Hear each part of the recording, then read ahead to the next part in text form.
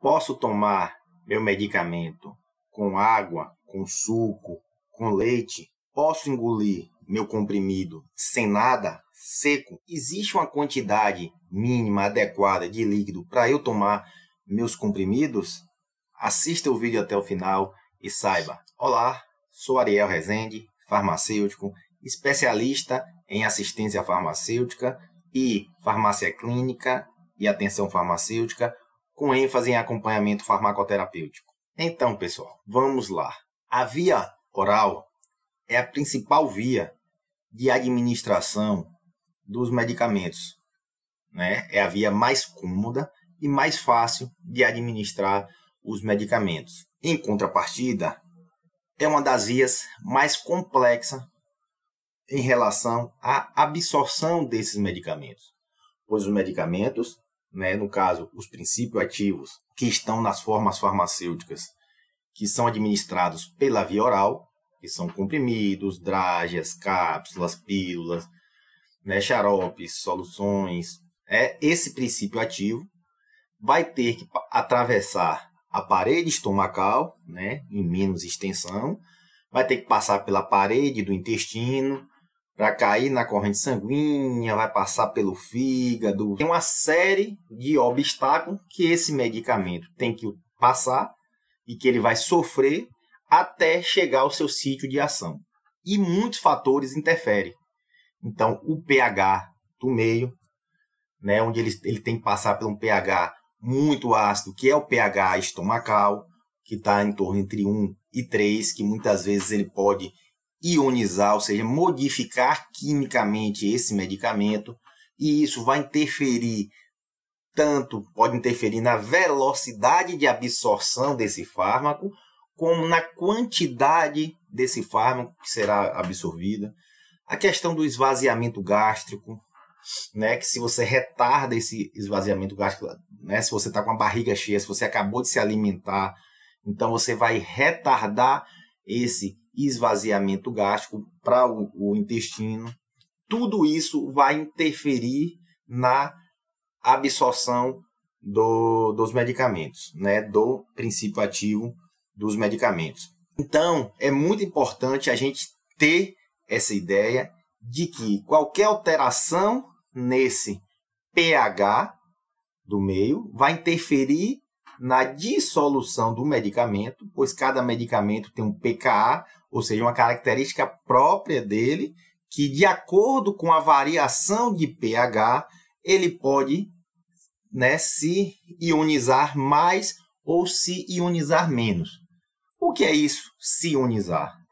Né, para que vocês possam entender, é uma mudança química onde, através dessa alteração, ele vai ou facilitar a sua absorção, né, para cair na corrente sanguínea e chegar até o seu sítio de ação, ou vai ter dificultado esse processo de absorção.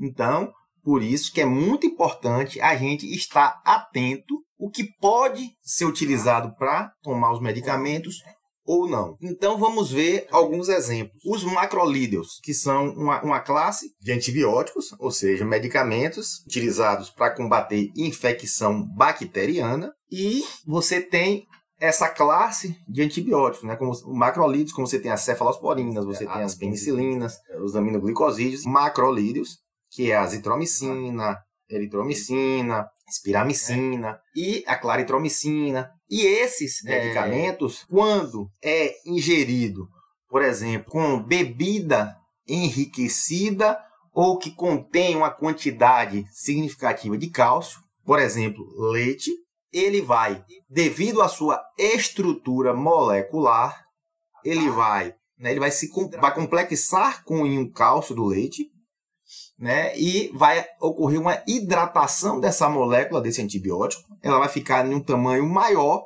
que vai dificultar a sua passagem pelas microvilosidades, né, do intestino delgado, que é onde ocorre a maior parte da absorção do medicamento.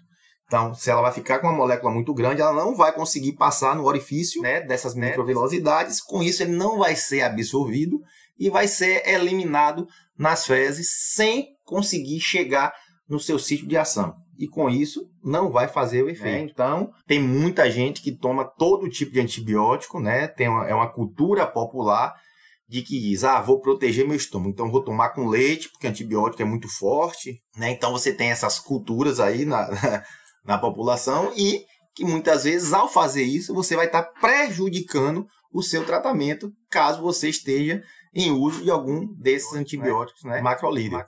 Outro exemplo importante aqui é a levotiroxina, né? Que é o hormônio, as pessoas que têm problema aí, né, na tireoide, então utilizam esses medicamentos em jejum. E se você tomar esses medicamentos com algum líquido alcalinizante, ou seja, que vai aumentar o pH do meio, que vai deixar o meio mais alcalino, mais básico, você vai prejudicar também a absorção desses medicamentos. Como, por exemplo, o chá verde, que é também alcalinizante. Você vai aumentar o pH estomacal. Por isso que esses medicamentos, a levotiroxina, não é recomendado que você utilize junto com os inibidores de bomba de prótons, que é o omeprazol, o pantoprazol, pois esses medicamentos agem inibindo, ou seja, diminuindo a acidez estomacal. Ou seja, você vai aumentar o pH estomacal, consequentemente diminuir a absorção desses medicamentos. Outros medicamentos sofrem interferência com a cafeína. Então, alimentos, bebidas ricas em cafeína vai prejudicar a absorção desses medicamentos. Por exemplo, você tomar tipo diazepam, né, que é um ansiolítico, e a nortriptilina, que é um antidepressivo, você tomar com café, com refrigerante. Então, a gente tem que estar atento para saber o que a gente pode ou não tomar alguns tipos de medicamento. Outra, né, questão que a gente colocou aqui no início do vídeo foi, então, Ariel, então eu posso tomar seco? Eu consigo, não tem problema. Também não é recomendado você tomar comprimido, cápsula, pílula, esses medicamentos sem nada. Por quê? Por dois motivos. Primeiro, o medicamento ele precisa de uma quantidade de líquido para que ele possa solubilizar, ou seja, se dissolver, sofrer um processo de ionização, como a gente citou anteriormente, né, onde ele vai sofrer essa modificação química e que vai favorecer essa absorção dele para a corrente sanguínea. Então, ele precisa de ter uma quantidade de líquido para que ele possa ter a sua solubilização completa, né? Se ionizar de maneira adequada para que ele possa ser absorvido. Outro fator também que não é indicado você tomar um comprimido a seco é que ele pode aderir na parede do esôfago, né? Ele pode grudar rapidamente na parede do esôfago. Ali naquele momento ali que ele aderiu ali, ele vai ter uma absorção, uma perdazinha do medicamento ali e consequentemente do princípio ativo. Pode ocorrer em alguns casos algum tipo de lesão pelo, né, esse períodozinho que ele ficou ali aderido à parede do esôfago. E tem alguns casos, alguns medicamentos, como o alendronato, né, que é um medicamento utilizado para o tratamento da osteoporose, que corre o risco até de perfuração da parede do esôfago, caso ele fique aderido ali na parede do esôfago por um certo tempo. Então, também não é recomendado a deglutição, né, desses medicamentos por conta desses dois fatores. O correto é sempre ingerir com um líquido. E qual seria? O líquido mais essencial que existe na vida, que é a água. E qual a quantidade? Existe uma quantidade? É só suficiente para o medicamento ser deglutido? Não. O ideal é que, pelo menos para você tomar comprimido, seja com 250 ml de água. É a quantidade ideal para que todos os medicamentos possam ter a sua solubilização completa, a sua dissolução completa e se ionizar de maneira adequada, favorecendo o processo adequado de absorção. Então, a partir de hoje, toda vez que for tomar o medicamento, procure tomar com água e pelo menos 200 a 250 ml de água. Muito obrigado pela atenção de vocês. Não perca o próximo vídeo.